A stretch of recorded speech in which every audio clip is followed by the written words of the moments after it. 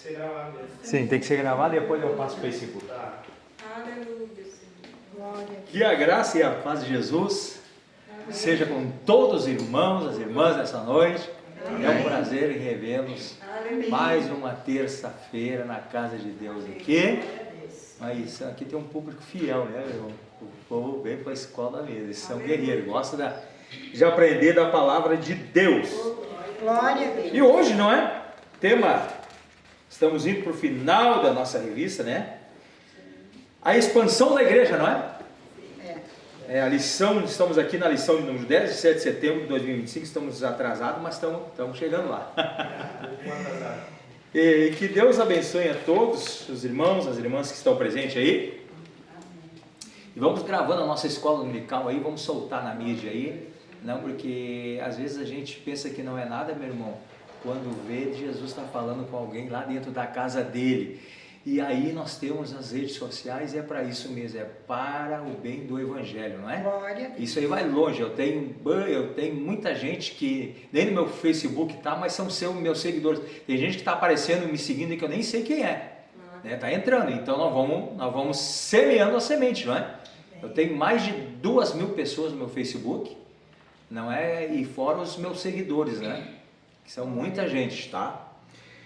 Então eu também tenho o canal de YouTube, né, Virinha? Para quem não sabe, né, irmãos, eu tenho meus estudos bíblicos, tem pregações ali no meu canal de YouTube, né? Eu sou o único no Tchau hoje que tem canal de YouTube aí, que espalha o evangelho, que tem canal próprio, né? Então, Glória a Deus. então isso é muito importante para o bem, não é, daqueles que servem a Deus, nós espalhar o evangelho de Cristo, né, meus irmãos? Amém. Então tá aqui, ó, a expansão da igreja, texto áureo dessa noite, né? Mas os que andavam dispersos iam por toda parte anunciando a palavra, e descendo Filipe à cidade de Samaria, lhes pregava Cristo. Atos capítulo 8, versículo 4 e 5. Na verdade prática, diz assim, ó, a igreja só crescerá quando ultrapassar seus próprios limites e levar a mensagem de Cristo para além de suas paredes. Olha aí, ó. Eu disse esse dia aí, no meu canal aí meu canal do Facebook aí, que eu sou pregador, eu prego em grandes templos, irmãos, pela misericórdia de Deus, mas eu também prego debaixo de galpão, prego debaixo de árvore, nunca mudei, meu irmão, entendeu? Não vou mudar. Agora, sábado nós estávamos num culto de evangelismo aí, lá na entrada da Charrua, na casa do irmão, lá debaixo do galpão, tinha vento. Aí me convidaram para ir pregar lá, eu fui muito feliz, né? E adoro esses lugares, esses ambientes assim, né? E aí eu disse que eu voltei às minhas origens, né? Voltei a pregar debaixo dos galpões, nas casas, como nós fazíamos culto nos anos 80, e eu não largo disso aí, viu, Mira? Eu continuo mesmo, não mudei, entendeu? E não tem por que mudar, né, irmãos? Nós estamos aqui só de passagem. E o importante é que nós estamos indo além das paredes das nossas igrejas, não é?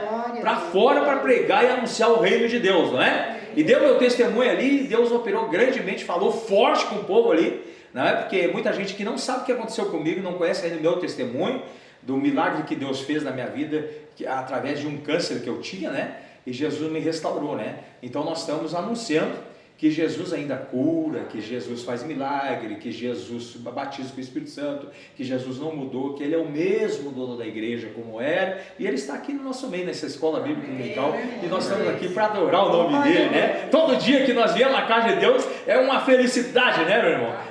Parece que a gente se sente melhor aqui do que lá na nossa casa, né? Até para buscar Deus. Bom, gente, leitura em classe, não é? E também Saulo consentiu na morte dele. Atos capítulo 8, aqui começando, né, versículo 1 a 8, de 12 a 15, né? E também Saulo consentiu na morte dele. E fez-se naquele dia uma grande perseguição contra a igreja que estava em Jerusalém. E todos foram dispersos pelas terras da Judéia e de Samaria, exceto os apóstolos. Olha aí, ó. E uns varões piedosos foram enterrar Estevão, e fizeram sobre ele grande pranto. Não é grande pranto. E Saulo assolava a igreja, entrando pelas casas e arrastando homens e mulheres, e os encerrava na prisão. Mas os que andavam dispersos iam por toda parte anunciando a palavra. E descendo Filipe à cidade de Samaria, lhes pregava a Cristo. E as multidões unanimemente prestavam atenção ao que Filipe dizia, porque ouviam e viam os sinais que ele fazia, pois que os espíritos imundos saíam de muitos que os tinham, clamando em alta voz, e muitos paralíticos e coxos eram curados. E havia grande alegria naquela cidade. Mas como cresce em Filipe, que lhes pregava acerca do reino de Deus e do nome de Jesus Cristo, se batizavam tantos homens como mulheres. E creu até o próprio Simão, e sendo batizado ficou de contínuo com Filipe, e vendo os sinais e as grandes maravilhas que se fazia, estava atônito. Os apóstolos, pois, que estavam em Jerusalém, ouvindo que Samaria recebera a palavra de Deus, enviaram para lá Pedro e João, os quais, tendo descido, oraram por eles, para que recebessem o Espírito Santo. Olha aí, ó, termina assim, né? Então olha aí, ó. E também Saulo consentia na morte dele, consentiu na morte de Estevão, não é? E fez-se grande dia, uma grande perseguição contra a igreja que estava em Jerusalém, e todos foram dispersos pelas terras de Judeia e da Samaria, certos apóstolos. Olha agora, esse é o segredo. Então, a perseguição em Jerusalém, a Bíblia diz que a igreja tinha tudo em comum, não faltava nada, meu irmão. Tinha aqueles diáconos que foram separados para assistir às viúvas órfãos na igreja de Jerusalém, e a igreja não tinha falta de nada. Os irmãos chegavam a vender, os homens e mulheres de posse, chegavam a vendiam as suas propriedades e levavam tudo aos pés dos apóstolos, para que eles distribuíssem segundo a necessidade daqueles que precisavam.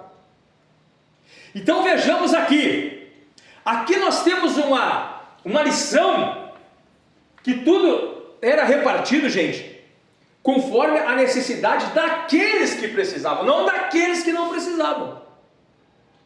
E a questão da igreja doar os seus bens, não é esse evangelho que nós temos visto aí, esse evangelho de barganha com Deus.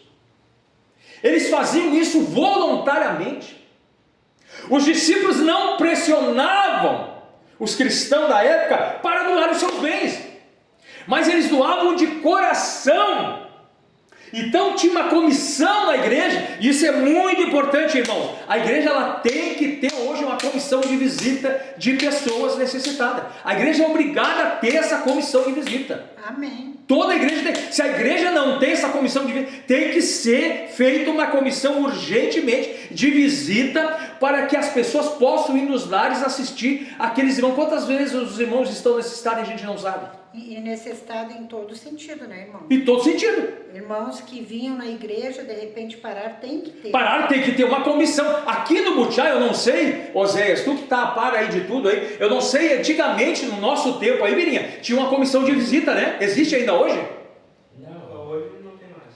Não, irmãos, então veja, no meu tempo que eu era cristão, eu era menino aqui, tinha comissão de visita, que os irmãos iam nas casas, lembra, Mira? É do nosso tempo. Do nosso tempo. Então aqui, irmãos, quando nós olhamos aí, eles separaram diáconos, cheios do Espírito Santo, irmão. Entendeu? Não eram diáconos que iam nas casas fazer fofoca, entendeu? Não eram diáconos que iam nas casas fazer intriga, entendeu? Iam porque os pastores da igreja, eles não tinham tempo para isso. Eles eram unicamente para cuidar os presbíteros da igreja, o presbitério. A função deles era de trazer a palavra para agir no corpo espiritual da igreja. Mas a igreja então foi nomeada porque houve uma queixa que havia na igreja de Jerusalém pessoas que estavam necessitadas. Então os presbíteros da igreja reuniram uma comissão de visita de diáconos, e esses iam assistir as viúvas órfãs da necessidade. Então a igreja começou a crescer, expandir. Isso começou a incomodar o império da religião judaica naquela época, o Sinédrio, né? Porque a igreja começou a assistir os órfãos e as viúvas. Então o que está acontecendo aqui? Então chegou o tempo que Estevão foi levado ao martírio. E Saulo consentiu na morte dele. Mas aí houve uma perseguição na igreja. E por que então houve uma perseguição na igreja? Se a igreja estava bem em Jerusalém, se a igreja não faltava nada, as pessoas não tinham falta de alimento dentro das suas casas, as pessoas tinham tudo em comum. E o que aconteceu? Por que houve uma dispersão, então uma perseguição? Irmãos, foi um mal da parte do Senhor Deus. Verdade. Vocês sabiam que a Bíblia fala sobre isso aí? O mal da parte de Deus. Deus deu ordem a Satanás que perseguisse a igreja em Jerusalém. Por quê, irmãos? Porque a igreja de Jerusalém estava muito bem, Efigênia. E eles não queriam sair de uma igreja que era totalmente crescente, uma igreja abundante, mas a visão de Deus, do Espírito Santo para a sua igreja, era que eles expandissem o evangelho para outras terras, outros vilarejos, outras cidades, outros lugares, na Judéia, em todos os confins da terra. Por isso Deus enviou uma perseguição para tirar eles da zona de conforto. Dispersão, né? Dispersão.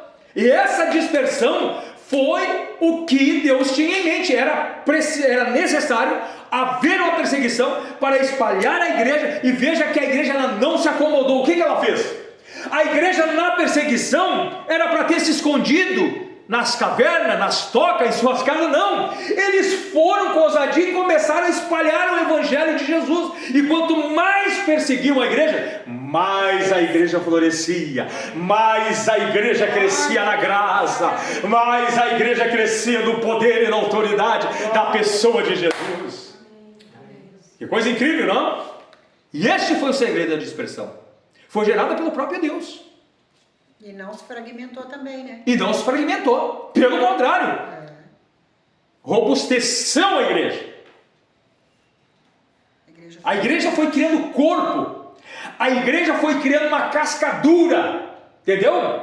Das perseguições, dos açoites, e a igreja foi criando resistência contra o inferno, porque assim Deus deu, né, a igreja autoridade. E aonde a igreja chegava era milagres, não? Como usou aí o diácono Filipe, não é? E uns varões piedosos foram enterrar Estevão e fizeram sobre ele grande pranto, não é? Então aqui, ó, a introdução, comentário, evangelização, ó. Nesta semana vamos estudar como a igreja foi dispersa por causa de uma grande perseguição. Até então os cristãos estavam concentrados em Jerusalém, aglomerados, né, concentrados, não é? Num ponto, não é? Tático somente. Em Jerusalém não tinham avançado, olha, não tinham avançado na missão de espalhar o evangelho. O segredo esse foi o segredo da perseguição, né? Eles não tinham avançado. E Deus queria que eles avançassem, não é? Olha só que coisa maravilhosa. Mas tudo mudou quando Estevão, um dos 7 escolhidos para servir, foi morto por causa da fé. Na verdade, Jesus já havia predito em Atos 1 e 8 que os cristãos seriam espalhados pelo mundo para anunciar a sua mensagem. Viu aí como era o plano de Deus por trás disso aí? Né? Jesus já tinha profetizado sobre isso aí. Muitas vezes Deus usa circunstâncias para cumprir seus propósitos. Foi isso que aconteceu com a igreja em Jerusalém. Mesmo sofrendo uma grande perda e tendo de sair da cidade, os cristãos não fugiram derrotados. Pelo contrário, eles continuaram firmes, levando as boas novas para outras pessoas. Glória a Deus. Não é? A igreja, diante da perseguição. Vamos começar aqui então. Eu vou ler o primeiro, tá? A igreja diante da perseguição. Embora perseguida, não fragmentada, por conta da perseguição que foi movida contra Estevão. O evangelista enfatiza que os cristãos foram dispersos pelas terras da Judéia e Samaria, exceto os apóstolos. Atos 8 e 1. Os capítulos 4 e 5 de Atos registram a perseguição focada mais sobre os apóstolos, líderes da igreja. O fato deles não terem dispersado, como fizeram os demais crentes, não significa que eles também não foram perseguidos. Eles ficaram em Jerusalém porque a igreja, sob pressão e perseguição, precisava deles. O que está em foco aqui é a intensidade que a perseguição atingiu. daquele momento em diante, alcançaria todos os crentes. Deve-se ter também destacado que mesmo perseguida e dispersada, esta igreja não se desorganizou, nem se fragmentou, mas continuou uma igreja forte e unida. Amém. Olha aí, viu? Glória. Então agora vocês viram aí a morte do nosso cristão, nosso irmão em Cristo lá nos Estados Unidos, que ele foi assassinado? Vocês estão acompanhando? O Charlie Kirk, vocês viram o que aconteceu com ele, né? Ele era um grande ativista. E esse rapaz, com 33 anos, casado, pai de 2 crianças, um casalzinho pequeno de filhos de colo, né? Ele pregava nas universidades e nos debates políticos. Ele enfrentava todos os políticos contrários à sua fé, contrário à palavra de Deus. Ele era um cristão evangélico. E ele começou a arrebanhar centenas de jovens dentro dos Estados Unidos. E ele começou a se introduzir dentro das universidades. Ele sentava numa cadeira, ele tinha um discurso muito bem politizado, não é? Um rapaz com uma educação finésima, não é? Ele nunca se alterava, mas ele pregava a verdade. E quando vinha, não é? Aqueles políticos, né? Principalmente esquerda, que eram contra, que tentavam enfrentar ele, ele derrotava todos. E isso começou a incomodar os democratas nos Estados Unidos, que é o partido contrário ao republicano. Porque ele pregava e ele dava nas universidades, ele dava para essa, não, eu sou a favor de uma nação livre, uma nação com liberdade de expressão. Eu quero que o meu povo, que as pessoas casem, que as pessoas tenham filhos, que as pessoas sejam felizes, que as pessoas progridam na vida material. Esse era o discurso dele, que possam progredir na vida material, que possam ser abençoados. E eu não quero orar para lá e fazer orações a lá 5 vezes por dia. Irmãos, esse discurso dele, o discurso da moralidade, o discurso de obediência a Deus, na palavra de Deus, isso gerou ira no coração de muita gente poderosa na terra. E lá um rapaz que foi criado, irmãos, dentro de um lar. Esse rapaz, depois que entrou na universidade, o assassino dele com 21 anos, foi feita a sua cabeça, porque as universidades nos Estados Unidos estão poluídas de maus, poluída por pessoas malignas. E ele pegou uma arma, um rifle, não é?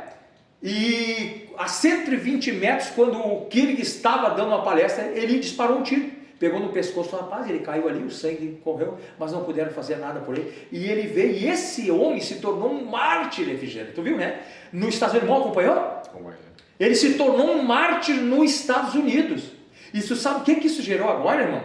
Gerou uma revolta do movimento jovem nos Estados Unidos, uma revolta, e gente que nunca colocaram os pés dentro de uma igreja evangélica, compraram ternos em homenagem a ele, e disse, agora eu vou para a igreja. Precisou então um homem morrer, um inocente morrer, que pregava a palavra de Deus, que vivia o evangelho de Jesus, precisou ser assassinado para haver um despertamento na juventude dos Estados Unidos. E jovens que não mais frequentavam a igreja, que não iam mais à igreja, que nunca tiveram relação com a palavra de Deus, agora se sentiram tocados para começar a ir à igreja. Quer dizer, através de um mártir nos Estados Unidos, nós estamos lendo o que aconteceu com Estevão. A morte de Estevão, irmão, gerou uma turbulência contra o inferno. Quanto mais eles pensavam em matar os cristãos, mais a igreja avançava. Assim está acontecendo com Charles Kirk dos Estados Unidos. Mataram ele agora, irmão, para calar ele, para calar a mensagem do evangelho, mas deu um efeito colateral contrário. O evangelho está começando a explodir nos Estados Unidos. Milhares de pessoas fora dos Estados Unidos estão indo para Cristo por a morte desse mártir. É o poder do evangelho, é a semente do poder de Deus, porque o Senhor disse, as portas do inferno não prevalecerão contra a minha igreja. As portas do inferno não vão prevalecer. Quanto mais persegue o cristão, mais a semente do evangelho vai ser lançada, mais a semente do evangelho vai crescer pela glória de Deus. Glória a Deus. Tremendo isso, irmãos. Um avivamento, né? É um avivamento. É um efeito colateral. Mataram um servo de Deus, a semente, o sangue dele caiu na terra, mas o evangelho vai explodir para a glória. Ninguém pode parar a igreja. Comunismo não para a igreja, marxismo cultural não para a igreja, perseguição extremista não para a igreja, mas a igreja vai avançando no nome de Jesus. Eles estão enganados conosco, eles estão totalmente derrotados, eles não podem vencer o Cristo da cruz. Glória a Deus. Ninguém pode vencer a obra da cruz. Glória a Deus. Aleluia. Quem deu o número 2 aí para nós? 2. A igreja em luto. A narrativa de Lucas destaca que os varões piedosos foram enterrar Estevão e fizeram sobre ele um grande pranto. A palavra cófetos, traduzida aqui como pranto, significa também choro, lamentação e luto. Lucas nos informa que esse pranto foi feito por varões piedosos. O texto não especifica quem eram eles. Alguns acreditam que fossem judeus que viviam em Jerusalém e cuja oposição aos cristãos não era tão intensa. O texto favorece que eram cristãos compassivos, que fizeram esse lamento antes também de fugirem ou serem dispersados. Olha aí, não é? Então tá aí, ó. A igreja em luto. A narrativa de Lucas destaca que uns varões piedosos foram enterrar Estevão e fizeram sobre ele grande pranto. É o que aconteceu agora com Charles King. Houve um pranto, uma comoção geral nos Estados Unidos. E o que acontece? Houve um pranto, mas depois do pranto vem a bonança, vem os frutos desse acontecimento que houve lá nos Estados Unidos, e houve com Estevão também, gente. O primeiro mártir da história, meu irmão. A semente que foi derramada, o sangue dele foi derramado. Mas ele antes de ser apedrejado, ele pediu que Deus não imputasse aquele pecado a eles, né? Porque eles não sabiam o que estava fazendo, né? E é assim a mesma coisa que esse povo que está perdido ali. Jesus fez. Irmãos, quando o evangelho entra na vida de um homem e de uma mulher, a primeira coisa que ele faz, ele muda o caráter de consciência, Glória a Deus. de arrependimento, Ele fazia, não faz mais. transformação. O camarada que era mau, ele se transforma em piedoso, não é? E olha aí, ó. Fizeram sobre ele grande pranto. A palavra cofetos, traduzida aqui como pranto, significa também choro, lamentação e luto. Lucas nos informa que esse pranto foi feito por varões piedosos. O texto não especifica quem eram eles. Alguns acreditam que fossem judeus que viviam em Jerusalém e cuja a oposição aos cristãos não era tão intensa. O contexto favorece que eram cristãos compassivos, que fizeram esse lamento antes também de fugirem ou serem dispersados. Então aí está. Depois eles fugiram dispersados, mas o evangelho também se expandiu. Este era o plano de Deus, né, Osés? Era que o evangelho não ficasse em Jerusalém ali, preso, naquela cidade, não é? Mas que se expandisse. Não é? O número 3, quem lê? Mas não desesperada. O fato é que a igreja pranteou Estevão, chorou por ele e lágrimas foram derramadas. Contudo, o texto não mostra uma igreja desesperada, desmotivada ou devorada pela tristeza. Um dos membros queridos e ilustre havia sido morto, trazendo consequências para todos. Mas isso não acalou nem tampouco a impediu de manter-se entusiasmada para avançar no testemunho de Cristo. A igreja não sofreu danos, irmão. Sofreu compaixão, tristeza, sim, pela morte de Estevão. Mas ela não se acomodou, ela não temeu, ela não retrocedeu, não é? Ela avançou. Avançou, cresceu. É como aquele filme, né, uma vez que foi feito do Van Damme. Retroceder nunca, render-se jamais. Era um título no filme, né? Que ele fez aí quando ele era jovem. E é verdade, esse título eu acho bonito. Retroceder nunca, render-se jamais. A igreja não ficou parada, estática, na inércia. Mas a igreja avançou. Foi o efeito e a causa, irmãos. A ciência explica isso, efeito e a causa. Entendeu? Toda causa ela tem um efeito. Não é? E aí o que aconteceu? A igreja ali foi ameaçada para parar. E com a morte de Estevão, o que aconteceu? É o boom da igreja. Pum, ela explodiu. Agora o que aconteceu nos Estados Unidos? A morte de Kirk, né? Aquele nosso irmão evangélico, servo de Deus, seu sangue foi derramado. O que aconteceu? Houve um despertamento coletivo gigante nos Estados Unidos. As universidades em peso, era em massa a multidão. E não só na Nova Zelândia, irmão, eu estava vendo. Na Nova Zelândia, um despertar na Nova Zelândia, na Austrália, na Europa. Na Inglaterra reuniram agora no ano passado, mais de 1 milhão de cristãos na Europa, levantando a bandeira bíblia do cristianismo. O que é isso? A Europa que dizia que estava morto para o evangelho, agora de repente começa a acordar. O que é isso, irmão? É a semente do sangue derramado de um homem. Pensei exatamente isso agora. Exatamente, né? Está sendo gravado aí, irmão? Dá uma olhadinha aí. Está sendo gravado? Tá. Amém. Então, irmãos, olha o que está acontecendo. Avivamento da última hora. Né? Um avivamento é porque Deus está nesse meio aí. Então ninguém pode parar a igreja. Não tem político que vai parar a igreja, irmãos. Não tem tratado, não tem documento assinado. Não tem perseguição, não tem leis contra a igreja que vai parar a igreja. A igreja, pelo contrário, cada vez mais vai aumentando. A igreja, eu sempre digo, sabe como é que eu comparo a igreja, irmão? Sabe como é que eu comparo a igreja? Como aquele extrator, aquele tritador, sabe? Triturador? É, triturador, sabe?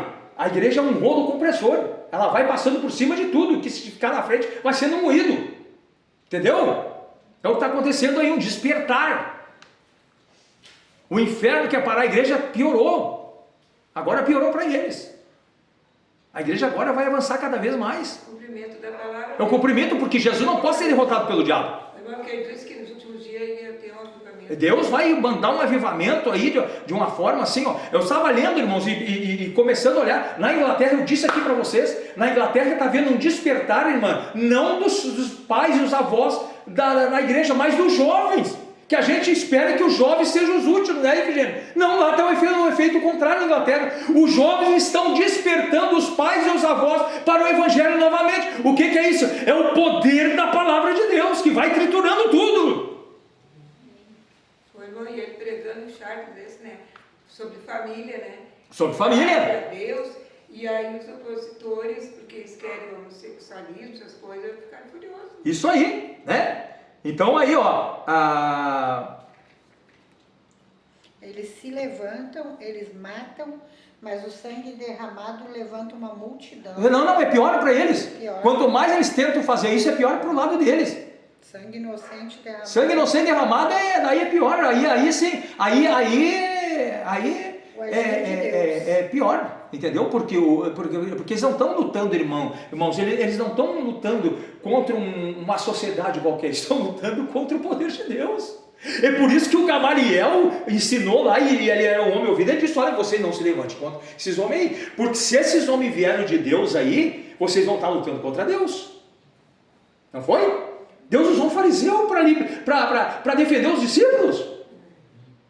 Não é? Se precisar, Deus vai pelejar por nós, como ele está pelejando. E eu vi gente agora aí, eu tô ativo na internet 24 horas, e eu vi gente que era do outro lado, tá largando fora e não quer mais.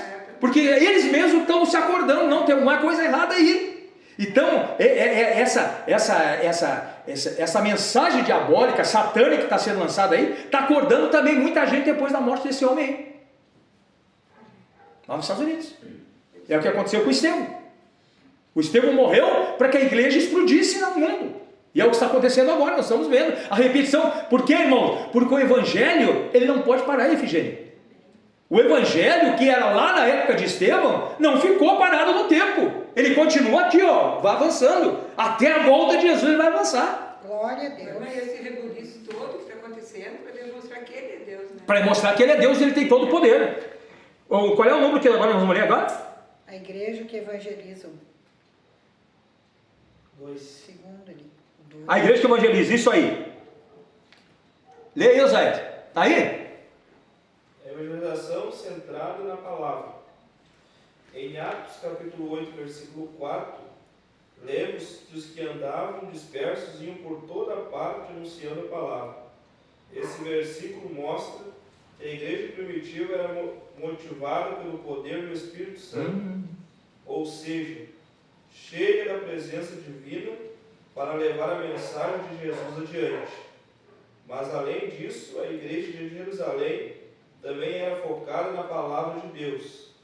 Os cristãos que foram espalhados por diferentes lugares não pararam de falar sobre as boas novas de Jesus. A igreja primitiva operava sob o Espírito Santo e era, portanto, firmada na palavra de Deus. Sua fidelidade à mensagem do reino resultou em muitas conversões, milagres e libertações. Se queremos evangelizar com êxito, também precisamos viver pelo poder do Espírito e estar centrados na Bíblia. Olha aí, ó. Amém. Amém? Em Atos 8:4, lemos que os que andavam dispersos iam por toda parte. Olha só, eles saíram contra a sua vontade de Jerusalém. Mas eles não se calaram. Né? O testemunho da fé, do que eles viram em Jerusalém, do que eles presenciaram, do que eles viveram, eles começaram a repartir com pessoas, né, longe de Jerusalém. Aonde eles iam anunciando. Não é verdade? Iam anunciando, ó, a palavra de Deus. Esse versículo mostra que a igreja primitiva era movida pelo poder do Espírito Santo. Ou seja, cheio da presença divina para levar a mensagem de Jesus adiante. Mas além disso, a igreja de Jerusalém também era focada na palavra de Deus. Tinha a Bíblia. Tinha Escritura. Porque quem estava lá, irmã? Os apóstolos. E os apóstolos eram o que, segundo a Bíblia? Quem eram os apóstolos? Dentro do contexto histórico da igreja. Eles eram o alicerce da igreja. A base, porque começou por eles. A rocha é Cristo. Lá embaixo. Mas o alicerce, não é? O alicerce que é a parte que vem da superfície, que está lá na rocha, e a superfície. E os discípulos eram o alicerce da igreja. Então a igreja era muito bem doutrinada, a igreja de Jerusalém era muito bem ensinada, a igreja tinha palavra, porque os apóstolos tinham pão para dar para a igreja. Tinha sabedoria. Sabedoria, graça de Deus, e ainda mais, e quem estava por trás? O Espírito Santo. Porque uma igreja que não tem o Espírito Santo, ela não tem nada. Só tem barulho, só tem movimento. Mas se ela não tiver o Espírito Santo, ela não é nada. Né? Os cristãos que foram espalhados por diferentes lugares não pararam de falar sobre as boas novas de Jesus. A igreja primitiva operava sobre o Espírito Santo e era, portanto, firmada na palavra de Deus. Sua fidelidade à mensagem do reino resultou em muitas conversões, milagres, libertação. Se queremos evangelizar com êxito, também precisamos viver no poder do Espírito e estar centrados nas Escrituras. Palavra na Bíblia. Então não adianta Não seguir a palavra. sair por aí, pregar por aí, sem estar centrado e conhecer a Bíblia. Não adianta, irmãos. Porque a espada do Espírito é a palavra, não é? A nossa espada é a palavra de Deus. Como vamos sair para uma guerra se estamos sem espada? Como vamos sair para a guerra se a nossa espada não estiver afiada, estiver cega? Tu que prega por aí, né, Zé? Se tu não estudar o texto, o contexto, não estudar para ir pregar por aí, as pessoas vão lá te ouvir, não vão entender nada, qual é a mensagem que está passando, né? Nem tu vai passar grande coisa. Não. A gente estudando, a gente já fica nervoso, imagina se não sabe nada. Então como, né? Então, porque daí a espada cega não adianta de nada. Quando a espada cega é no sentido, né, espiritual, né? A pessoa que está mal preparada nas escrituras, ele é até enrolado. Vai pregar o que para os outros se ele não conhece nem a escritura que ele anda e tem, não é? Mas os discípulos não. Homens preparados, abalizados na graça do Espírito Santo. O tópico 2 aí, evangelização centrada em Cristo. Qual é quem é que pode ler as irmãs da avó aí? As vó. Felipe é um dos 7 escolhidos para servir na igreja, também foi disperso e ao chegar a Samaria, lhes pregava a Cristo. Como já vimos, um ministério bem sucedido precisa ser fiel à palavra de Deus, mas também deve ser totalmente centrado em Jesus. Felipe não pregava ideias da moda, mas sim a mensagem da cruz. Cristo era o centro de sua pregação. Assim, a evangelização precisa ser focada em Jesus. Qualquer pregação que não tenha a cruz como base se torna vazia. É a mensagem da cruz que transforma vidas, trazendo cura, libertação e salvação.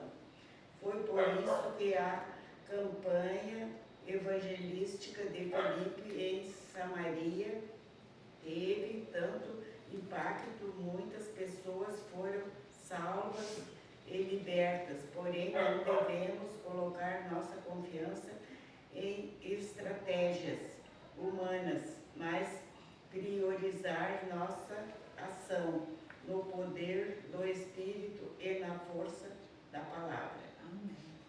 Amém. Olha aí, ó. Filipe, um dos 7 escolhidos para servir na igreja. Ele era diácono, tá, gente?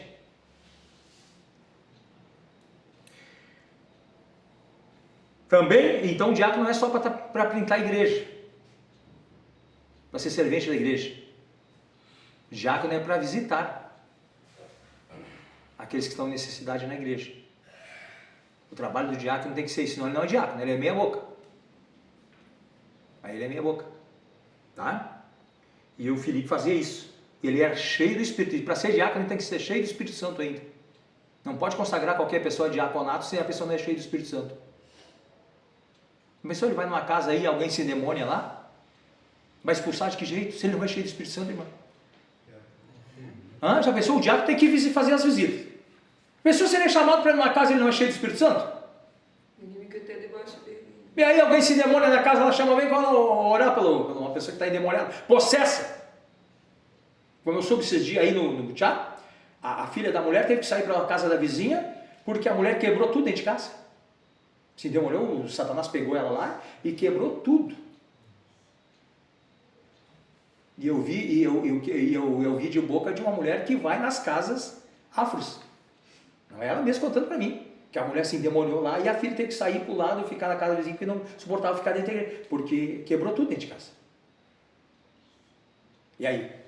Mas eu tenho liga para o pastor presidente para ir orar. Mas quem disse que é para ligar para o pastor presidente para ir orar? Onde é que está isso na Bíblia?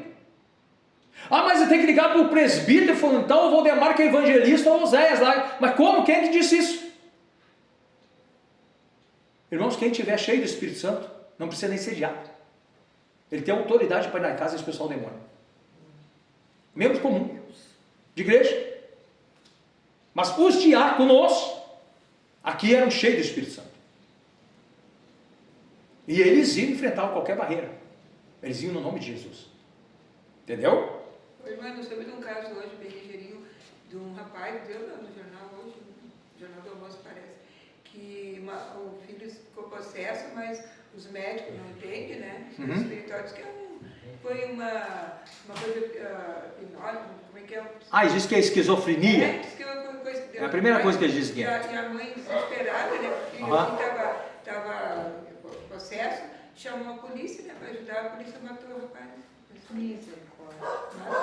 Chamar um pastor, é triste. Pastor, mas eu nem culpo essa mãe, às vezes não sabe, né, irmã? A pessoa não conhece o evangelho, mas viu? Mas aí que Deus me tocou, irmão, o evangelho, né? Que não falava que então isso aí tinha que, né? Eu nem vou culpar essa mãe aí, coitada, está desesperada, né? A família não sabia, né? O que fazer. Chamaram. Chamou a polícia, né? Mas ele é esquizofrênico, mas que trabalhou a noite inteira. Aquilo ali que eu não entendi. Como é que uma pessoa assim é o surdo. Se trabalhou a noite inteira, então ele é possesso mesmo. Disse que não. Eu para mim era processo. Aí depois chegou em casa, ele usado pelo maligno, né? Mas só tinha que dar nisso. Não, é triste. É triste. Depois ficou Uhum. Aí ela dizendo, eu chamei a polícia para me ajudar, não para assassinar É. o filho dele, perto de todo Se mundo. tivesse um policial naquele meio daquela polícia cheio do poder de Deus, já sabia interpretar, já ia, porque eu vi isso acontecer. Né, porque é um covarde, né? Um jovem, um homem assim. Eu vi já no caso de São Paulo que chamaram a polícia e tinha o policial de Deus lá, expulsou o demônio e pronto. Ficou sarado. Mas mesmo maligno, né? Não era para Não podia ter feito isso. Era para pegar tirando o pé ou tentar pegar ele. Né? Uhum. Que horror. Felipe, um dos 7 escolhidos para servir a igreja, também foi disperso ao chegar a Samaria. Expregava Cristo. Como já vimos, um ministério bem sucedido. Precisa ser fiel à palavra de Deus, mas também deve ser totalmente centrado em Jesus. Felipe não pregava ideias da moda. É diferente, né? Mas sim a mensagem da cruz. Cristo era o centro da sua pregação. Assim, a evangelização precisava ser focada em Jesus. Qualquer pregação que não tenha a cruz como base se torna vazia. É a mensagem da cruz que transforma vidas, trazendo cura, libertação e salvação. Foi por isso que a campanha evangelística de Filipe em Samaria teve tanto impacto. Muitas pessoas foram salvas e libertas. Olha aí o poder que o diácono tem que ter. Portanto, não devemos colocar nossas confianças em estratégia humana. É óbvio que não. Mas priorizar nossa ação no poder do Espírito de Deus e na força da palavra. Aí, irmãos, no Espírito de Deus, na força da palavra. Não é no conhecimento humano do homem, não é no eu, não é na sabedoria humana, não é no modismo aí do mundo, não é no conhecimento, acadêmico aí fora, mas é centrado na palavra de Deus através da pessoa do Espírito Santo que está sobre a pessoa. Ter a autoridade de Deus. Né? Autoridade. A igreja que dá suporte à evangelização. Antes eu quero ler a Sinop 2 aqui. A igreja cheia do Espírito Santo, centrada em Cristo, anunciou a palavra de poder. A igreja que dá suporte e evangelização. Próximo, quer ler o suporte da igreja. No livro de Atos, lemos que os apóstolos, pois que estavam em Jerusalém, ouvindo que a Samaria recebera a palavra de Deus, enviaram para lá Pedro e João. Atos 8:14. Essa passagem mostra que a igreja de Jerusalém dava suporte e completo apoio ao todo o trabalho que era feito fora dos seus muros. Quando a igreja começou a sair fora dos seus portões, os apóstolos procuravam dar apoio e suporte ao trabalho evangelístico e missionário. Não basta mandar missionários, é necessário dar-lhes suporte na missão que realizam. Amém. Viu aí, suporte da igreja. No livro de Atos, lemos que os apóstolos, pois que estavam em Jerusalém, ouvindo que Samaria recebera a palavra de Deus, enviaram para lá Pedro e João. Esta passagem mostra que a igreja de Jerusalém dava suporte e completo apoio ao trabalho que era feito fora de seus muros.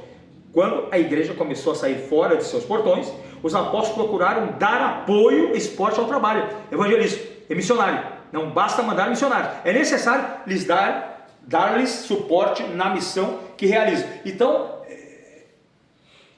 nós já ouvimos por aí, tem muitas igrejas que mandaram missionários até para a África e abandonaram. Depois que os coitados chegaram lá com a família, abandonaram. Estão abandonados. Foram largados às traças, porque a igreja não deu suporte. Imagina um líder desse. Você queria ser membro de um líder de uma igreja que faz isso com o missionário dele? Eu não. Eu me conheço, né? Eu não. Então tem muitos missionários hoje que estão abandonados por suas próprias igrejas. Porque mandaram, depois chegaram lá, sustentaram 6 meses, até 1 ano, depois te vira aí. Não é? E às vezes irmãos com crianças pequenas. Não é? E aqui, olha aí, O que a Bíblia está nos ensinando através do Atos dos Apóstolos? Que os discípulos, sabendo que a igreja estava crescendo, eles foram para lá, irmãos. Porque o chefe da igreja, na realidade, era Tiago, tá, irmãos? O chefe da igreja era Tiago. Para quem não sabe, aí diz que o apóstolo Pedro, aí, que tem o sucessor de Pedro hoje, é o Papa. Não. Pelo contrário. Isso é um erro teológico da igreja católica, porque a Bíblia mostra que o chefão da igreja era o Tiago. Tanto é, quem é que foi para lá? Quem é que foi para Samaria? A palavra de Deus, enviaram para lá, quem? Como é que era o Pedro, que era o chefão da igreja lá? Se ele foi enviado e foi mandado, ordenado, vai, na ordem imperativa, ele e João tiveram que ir para Samaria. Então quem é que era o chefe da igreja em Jerusalém? Tinha que ser Tiago. Aqui mata a charada. Que não era o Pedro, o apóstolo principal da igreja.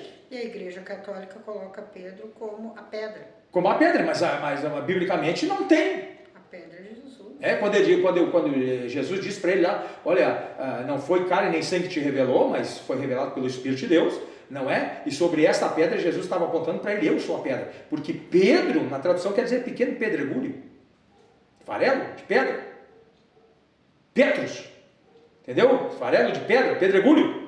Mas Jesus está ali sobre esta, na realidade a tradução certa mesmo, que tinha que estar no Novo Testamento, seria sobre esta rocha edificarei a minha igreja, as portas do inferno permanecerão no inferno. O correto é que Jesus é a rocha, né? Jesus é a rocha eterna. Não é? E Jesus, a grande pedra é Jesus. Ele está falando sobre esta pedra que sou eu, não está assim escrito na Bíblia. Mas o correto é sobre esta pedra que sou eu, Pedro. Edificarei a minha igreja e as portas do inferno não prevalecerão. No contexto espiritual, Jesus está dizendo, sobre esta pedra que sou eu. Só que nós não encontramos o eu escrito nas nossas Bíblias. Não é? Então é por isso que eles fazem as confusões. Onde o catolicismo se apega. Onde o catolicismo se apega. Onde o catolicismo se apega. Não é? Mas sobre esta rocha, eles não... A falta do eu foi grande ali para eles. Foi grande. E como eu sempre digo, eu disse esse dia para o Zé que é complicado o nosso português.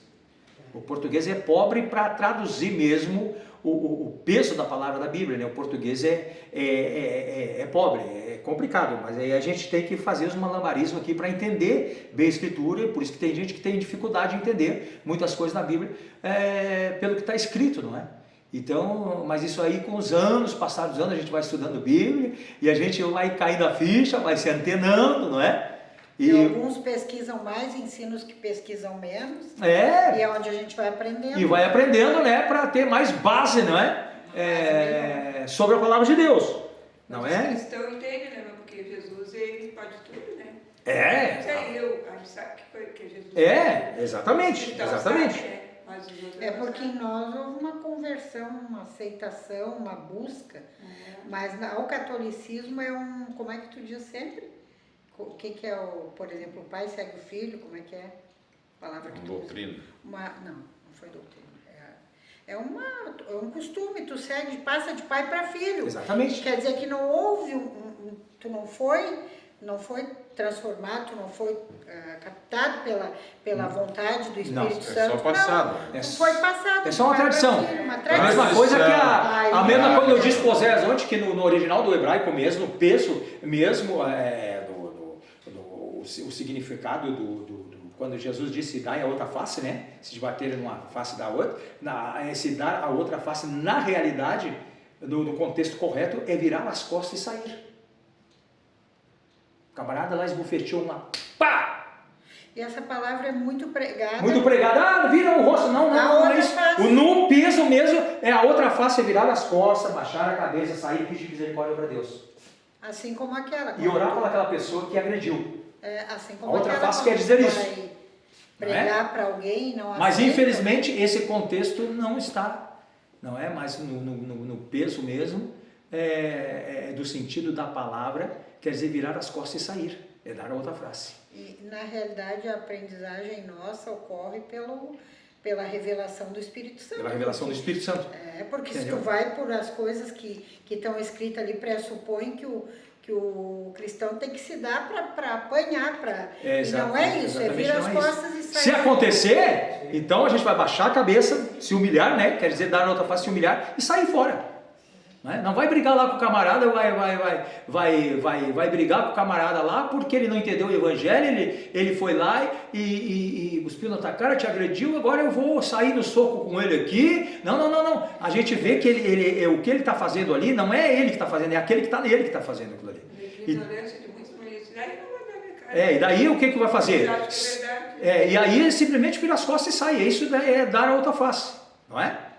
Então, são os detalhes que a gente vai, entendeu? Vai entendendo, vai com o passar dos anos, vai pesquisando e vai tendo o que a Bíblia realmente quer dizer, né? Mas graças a Deus. Então, agora vamos para o número 2, a igreja que discípula.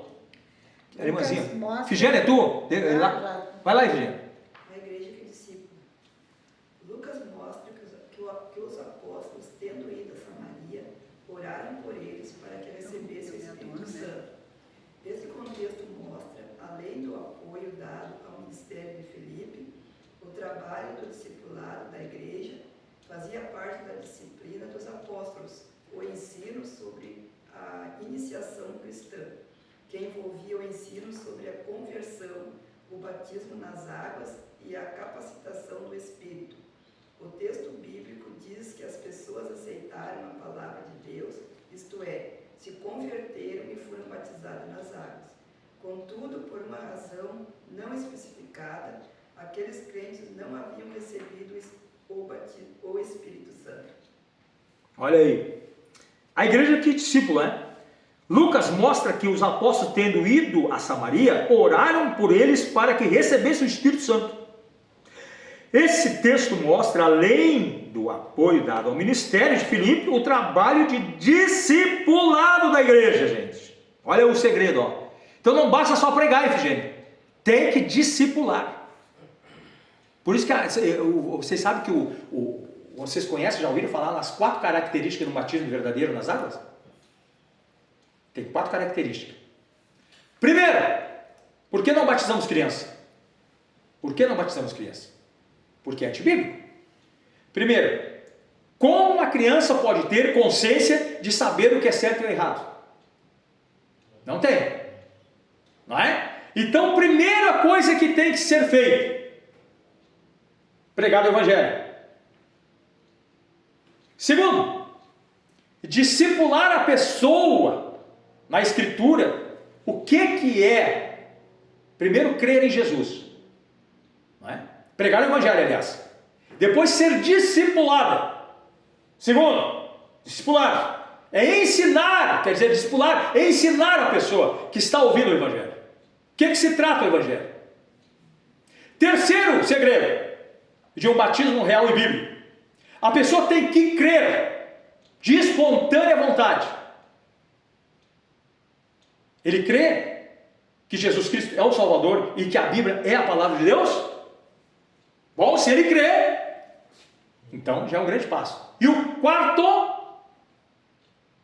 batizar por imersão. A palavra batismo quer dizer baptismo do grego, quer dizer submergir a pessoa de corpo todo na água. Então são 4 características. Primeiro, a pessoa vai ter que ouvir. Segundo, discipulá-la.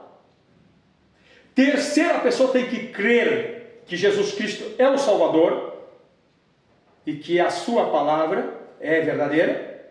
E terceiro, então, a pessoa ser batizada de espontânea vontade, submergida em águas. São 4 características de um batismo verdadeiro. É isso que ele está falando. O diácono Felipe fez isso com o eunuco. Não é? Porque veja que quando Deus toma ele, leva ele para a carruagem do eunuco. Ele viu que o eunuco, que viera lá da parte onde hoje lá é o Iêmen, tá? É lá na terra que ele habitava. Que ele estava lendo o profeta Isaías, porque ele comprou um rolo autentificado, com registro de uma cópia do rolo do profeta Isaías. Portanto, ele estava lendo, porque ele veio para Jerusalém conhecer a Deus. Mas a surpresa é que o Filipe começa a olhar ele. O Filipe diz, tu crê no que tu está lendo? Como eu vou crer se não tem quem me discipule? Quem me ensine? Aí o Filipe sobe na carruagem, com o eunuco descendo para quem vai para Gaza, quem vai para o lado da África, né? Fazendo sua viagem. Mas como é que eu vou entender se não quer? Aí o eunuco pergunta, esse texto aqui de Isaías 53, de quem é que está falando esse texto aqui? É do próprio profeta ou é de outro alguém? Com isso, o próprio eunuco entendeu que o contexto do texto se reportava a alguém. Mas ele queria saber do quê? Quem era essa pessoa? Aí então, o que o Filipe faz? Começa a discipulá-lo. Olha, esse aí que tu está lendo, era aquele que tu foi visitar em Jerusalém, mas só que tu já veio atrasado, ele já foi crucificado, mas eu quero te dar uma boa notícia, aquele era o Deus encarnado em pessoa que veio, e ele morreu lá na cruz de Jerusalém, e nós estivemos com ele lá, e nós fomos discípulos dele, e nós queremos te dar uma boa notícia, que ele foi morto, ficou 3 dias no seio da terra, foi crucificado, ali, mas ele ressuscitou, está vivo, então é desse, então, aí o que cai a ficha do eunuco e diz assim, mas então, peraí, mas tem água aqui?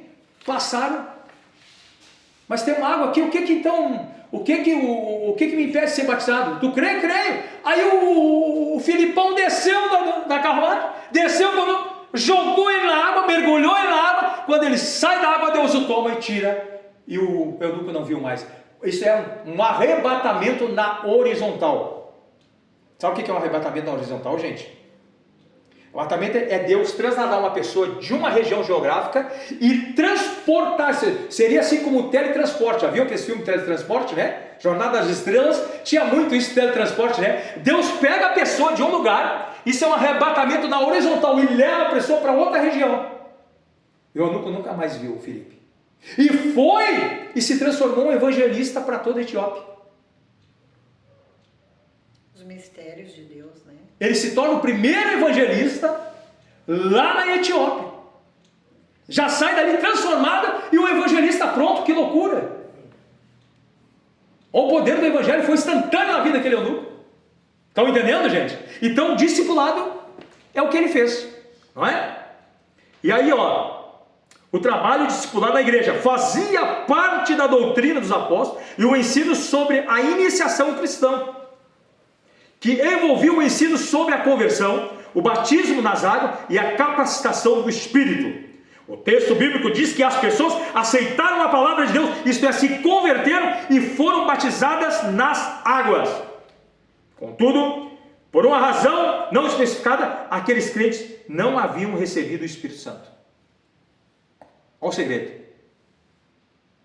Olha o segredo. Eles ainda não haviam recebido, mas depois foram. Tópico 3. Sem o recebimento do Espírito, o discipulado está incompleto. Isso aqui é muito pesado e muito forte. Quem lê aí? Filipe pregou a Cristo e realizou muitos sinais entre os samaritanos, levando-os à fé e ao batismo nas águas. Mais tarde, os apóstolos Pedro e João foram enviados para que recebessem o Espírito Santo, completando assim o discipulado desses novos crentes. Atos 8, 14, 15.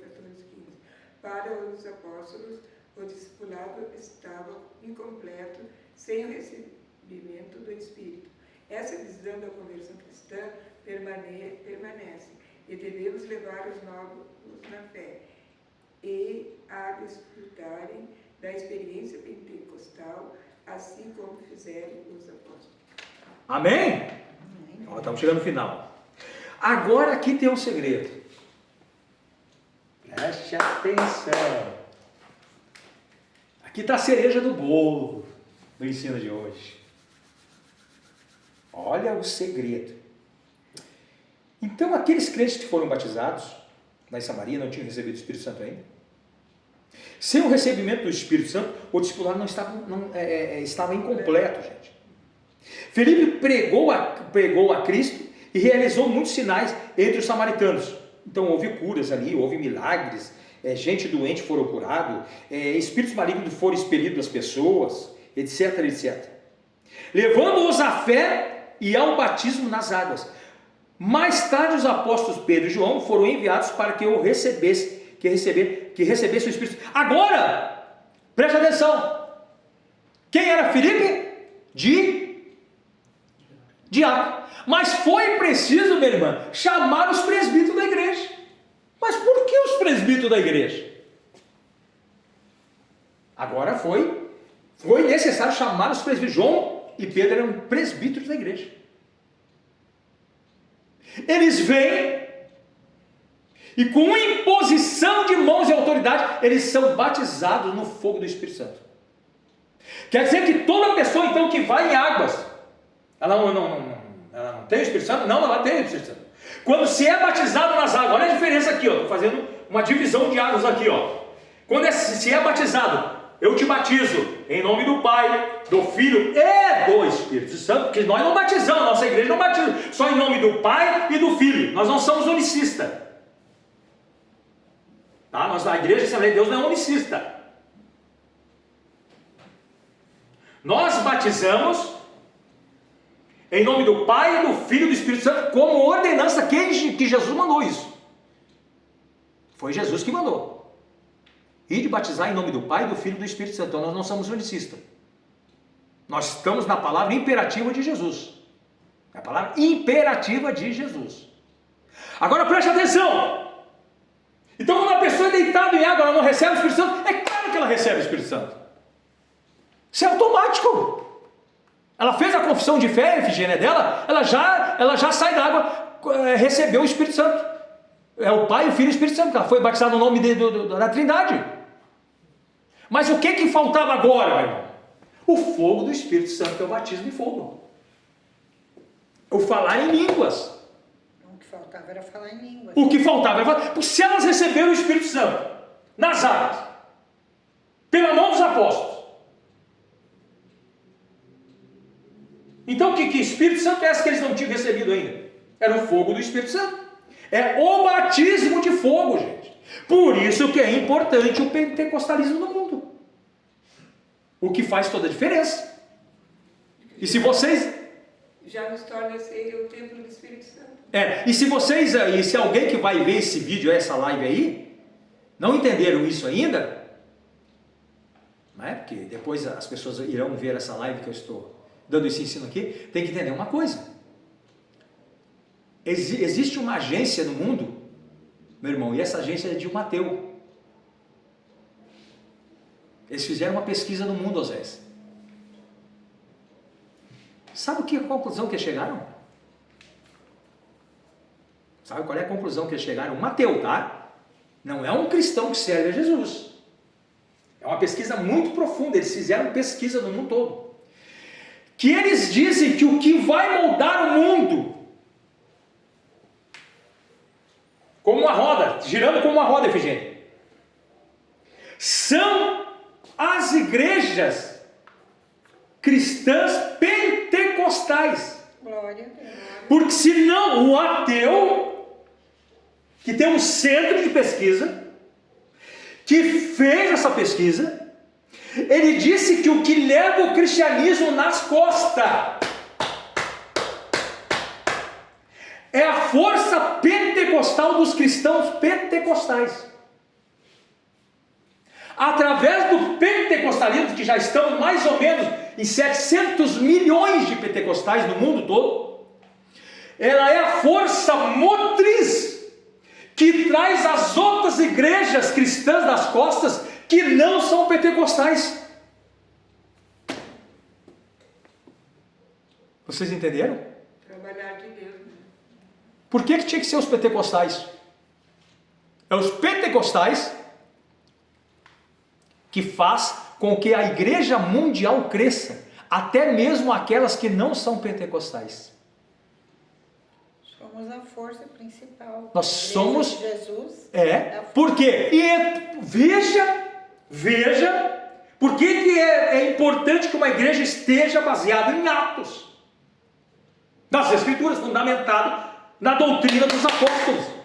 Tiveram que chamar Pedro e João, para que aqueles cristãos que já tinham sido batizados em águas, recebessem o fogo do Espírito Santo, o batismo de fogo. Entenderam? Eles já tinham recebido o Evangelho, já tinham sido batizados. O que faltava para eles ainda? Faltava o batismo com o Espírito Santo, porque o Espírito Santo eles já receberam na água. No momento que eles aceitaram Jesus, já receberam.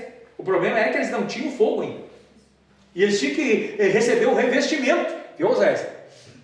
Para esses depois se tornarem os discípulos dos apóstolos e para sair evangelizar e pregar.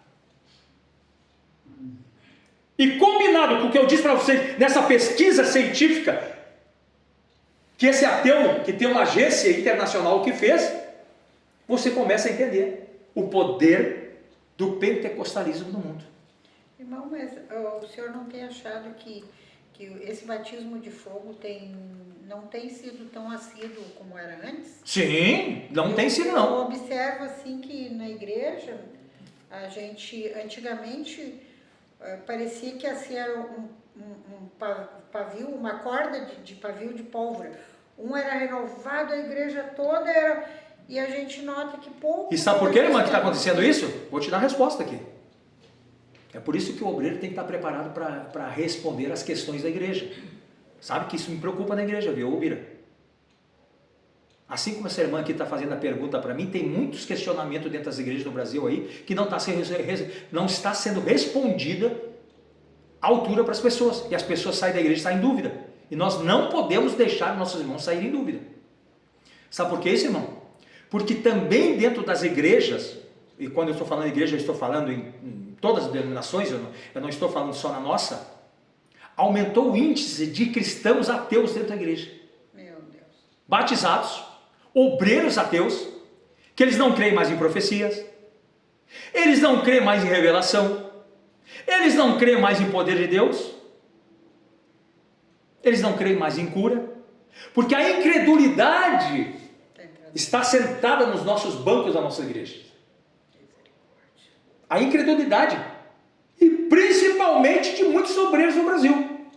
Agora eu também noto uma coisa. Aí Deus não pode operar onde tem incredulidade. O senhor já viu muita gente dando falsas profecias? Já. Aí aqueles que não buscam, que não oram, que não pesquisam na palavra, encaram como quase todos não profetas, falsos profetas. Falso profeta. E isso aí também, o que está faltando entre a igreja brasileira, que ela tem que voltar a resgatar. Ela tem, é obrigado, principalmente nós pentecostais. Estou falando de nós pentecostais então.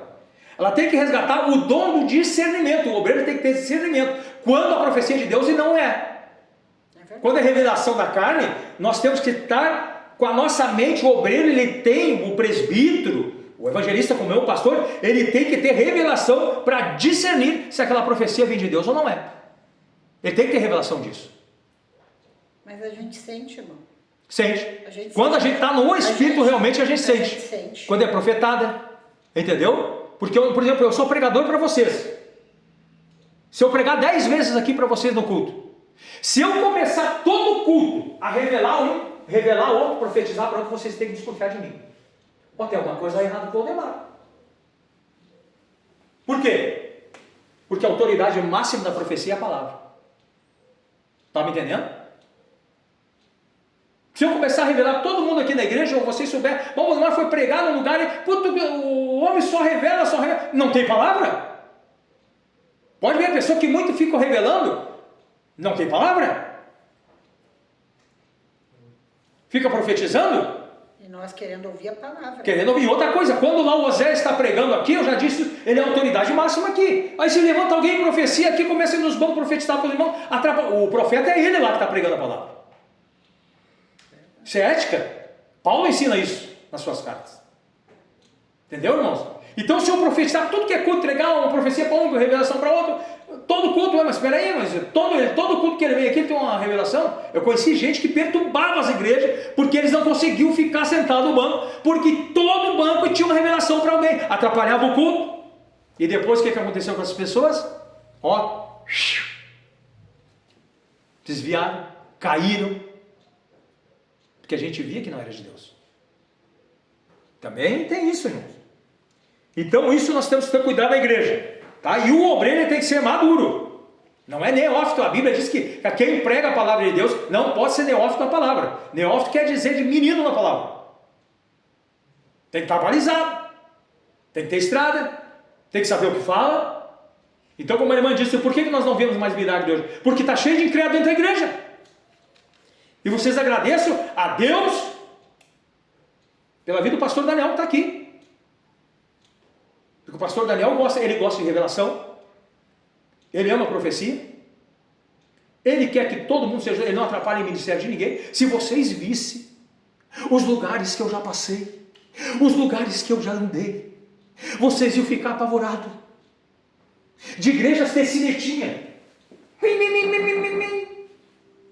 de Deus não poder mais usar ninguém, pastores ateus, incrédulos. Por isso que Deus não opera mais, não tem batismo com o Espírito Santo, irmão. Porque o lugar que Deus quer operar, Deus opera no meio da humildade. Eu posso ser professor de Bíblia, irmãos. Eu posso ser tudo. Eu posso ser o maior conhecedor que tem da igreja. Mas se eu não tiver a sã consciência de entender que, primeira coisa, eu não sou nada, o que eu tenho não é meu, é dom de Deus. E se eu não tiver capacidade de sentar para ouvir o meu irmão humilde lá, eu não posso pregar a palavra de Deus, eu não posso ser obreiro, porque eu me tornei um arrogante, e Deus não suporta arrogante. Glória a Deus. E tem que respeitar o ministério de cada um. Cada um, Deus vai te chamar de um jeito, meu irmão. E é do jeito que Deus te chamou, e ninguém tem nada a ver com isso. Deus vai te usar da forma que Ele te usa, Zé, e ninguém tem nada a ver com isso, foi Deus que te deu. Glória a Deus. E tem gente que hoje nas igrejas do Brasil, eles ficam aplaudindo pela queda de um irmão, pelo erro de um irmão, de um obreiro, que o irmão caia, que o irmão fraqueje.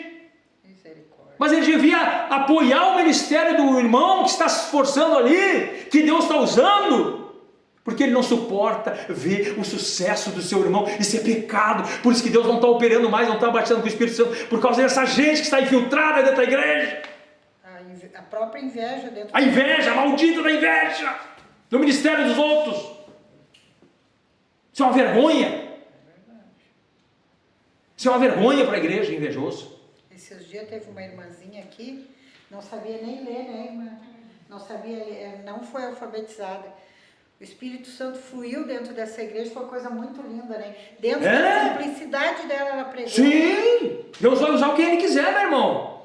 É verdade. Entendeu? Se não, aqui, ó, terminamos, né? Só a conclusão. Então a conclusão. Ah, estava bom demais. Nessa lição vimos como o evangelho se espalhou rapidamente após a perseguição contra a igreja. Isso só aconteceu porque a mensagem cristã tinha um foco claro: a palavra de Deus e a cruz de Cristo. Olha aí, o segredo está aqui, meu irmão. É a palavra e a cruz. Tem igreja que não tem mais cruz, velho. Ah, eles têm cantina dentro da igreja, eles têm restaurante, tem igrejas em São Paulo, no Rio de Janeiro, irmãos, que depois do culto tem baile funk para a juventude, atrás da igreja. Tem igreja, irmãos, que depois do culto em São Paulo, sabe o que eles fazem? Eles removem os bancos da igreja e se torna uma academia de judô, de jiu-jitsu, dentro do templo sagrado de Deus. Onde é que vamos parar? Tem igrejas hoje, megas igrejas no Brasil, que são shopping center, que viraram shopping center, que viraram área de lazer para os crentes. Não tem mais pregação do evangelho, são verdadeiros empresários que se fizeram pastores a facões, mas não são pastores de Deus, são lobos devoradores. Mas ainda tem homens e mulheres cheios do Espírito Santo de Deus, que não se dobraram para esse sistema pecaminoso da cara de Deus.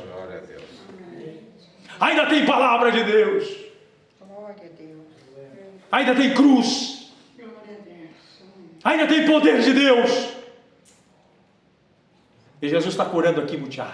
Glória a Deus. E Aleluia. Jesus está batizando com o Espírito Santo em Butiá. Glória a Deus. E é só o começo, irmão. Nós vamos ver muita coisa ainda. Deus tem falado com a igreja em Butiá. Isso é um pouco. Sabe que ligaram para o pastor Daniel e perguntaram para o pastor Daniel, os pregadores que têm vindo aqui, o que está acontecendo no campo de Butiá? Que está havendo um reboliço. Diz que os pastores estão apavorados. Sabe por quê, irmão? Porque aqui tem pão de Deus. Aonde tem homem de Deus, tem pão de Deus. Aonde tem homem no altar, tem pão de Deus. Aonde tem mulher no altar, tem pão de Deus. Aonde tem mulher e homem no altar, tem a presença de Deus que cura, liberta, transforma, e Deus vai fazer grande obra na vida de vocês. Glória a Deus. Aleluia.